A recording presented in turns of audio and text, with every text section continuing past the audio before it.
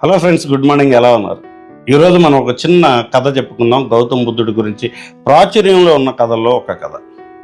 ఆ కథ ఏంటంటే, ఒకసారి గౌతమ బుద్ధుడు తన శిష్యులతో కలిసి కూర్చొని శిష్యులందరికీ కోపం వల్ల జరిగే అనర్థాలు, ప్రతీకారం వల్ల కలిగే దుష్ఫలితాలు అన్ని వీటి గురించి శిష్యులకి చెప్తున్నాడు. శిష్యులకి చెప్తుంటే శిష్యుల్లో ఒకడికి కోపం వచ్చింది.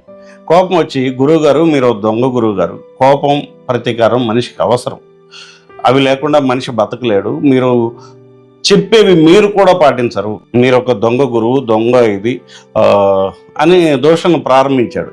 ఎప్పుడైతే ఇతను తిడుతున్న తిట్లు నాకు వర్తించవు కాబట్టి నేను బాధపడనక్కర్లేదు అని గౌతమ బుద్ధుడు మౌనంగా ఉన్నాడో, ఆ శిష్యుడికి ఇంకా కోపం రాసాగింది. ఇంకా పెరిగిపోయింది కోపం. అంటే అతను కోపంలో ఉన్నప్పుడు ఎదురు తిరిగి సమాధానం చెప్పలేదని ఇంకా కోపం పెరిగిపోయి ఇంకా 4-5 అనరాని మాటలు కూడా అనేశాడు.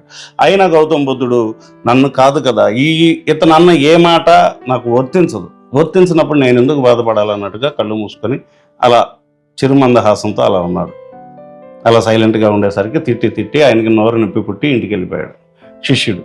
ఇంటికి వెళ్ళిపోయిన తర్వాత కూర్చొని ఆలోచిస్తే ఆ శిష్యుడికి ఏమనిపించిందంటే, నా వైపే తప్పు ఉంది అనిపించింది. అప్పుడు శిష్యుడు, నేను నా గురువుగారికి క్షమాపణ చెప్పాలని మరుసటి రోజు పొద్దున్నే లేచి గురువుగారిని ఎత్తుక్కుంటూ వెళ్ళి ఒక చోట గురువుగారు కనపడితే పాదాభివందనం చేశాడు. పాదాభివందనం చేసి, గురువుగారు నన్ను క్షమించండి అని అడిగాడు. అప్పుడు గౌతమ బుద్ధుడు మెల్లగా ఆయన పైకి లేపి, ఎవరినైనా నువ్వు అని అడిగాడు. ఆ ప్రశ్నకి శిష్యుడు ఆశ్చర్యపోయాడు. అంటే నిన్న అంతగా తిట్టిన అతన్ని వాళ్ళు మర్చిపోయాడు, అలా ఎలా మర్చిపోతారు అని చెప్పి శిష్యుడు, గురువుగారు నిన్న జరిగిందంతా ఇది అని చెప్పాడు. అప్పుడు గౌతమ బుద్ధుడు అన్నాడు, నేను నిన్న జరిగింది ఏది గుర్తుపెట్టుకో, ప్రస్తుతమే ముఖ్యం నాకు, అందుకే నేను ప్రశాంతంగా ఉండగలుగుతున్నాను, లివ్ ఇన్ ప్రజెంట్, ప్రస్తుతమే ముఖ్యం నాకు అని చెప్పారు గురువుగారు. అదొక టైం వేస్ట్ లాంటిది. గతం నుంచి అనుభవాలను తీసుకోవాలి, కానీ గతంలోనే ఉండటం అనేది నీకు ఉపయోగపడని అంశం అనేది ఈ కథలో నీతి. ఈ కథ ఎలా ఉందో కామెంట్లో చెప్పండి. అలాగే ఈ వీడియో నచ్చితే లైక్ చేయండి, షేర్ చేయండి, సబ్స్క్రైబ్ చేసుకోవడం మర్చిపోకండి. ఇన్స్టాగ్రామ్లో కూడా ఫాలో అవ్వండి. రెగ్యులర్గా డైలీ తెలుగు వాడిని చూస్తున్న మీ అందరికీ ధన్యవాదాలు తెలుపుకుంటూ